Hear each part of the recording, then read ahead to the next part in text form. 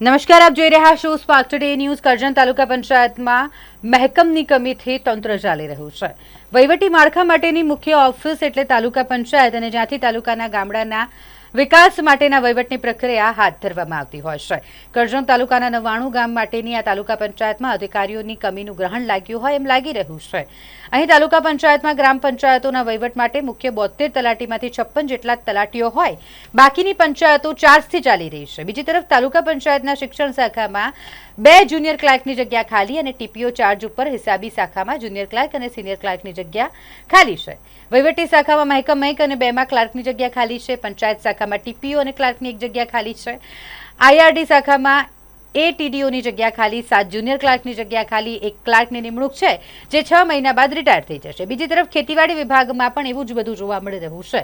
આમ તાલુકા પંચાયતમાં અધિકારીની કમીના કારણે વહીવટ પર અધિકારીઓની ખાલી પડેલ જગ્યાઓને લઈને અસર વર્તાઈ રહી છે। જો આટલી બધી જગ્યાઓ ખાલી પડે તો તાલુકાના વહીવટમાં ક્યાંક ને ક્યાંક તકલીફો ઊભી થાય એ સંભવિત છે। સરકાર આ બધી ખાલી પડેલ જગ્યાઓ ભરે તો વહીવટમાં સુધારો આવે ને ચાર્જ પરના અધિકારીઓનો બોજ ઓછો થાય તેવું થઈ શકે છે।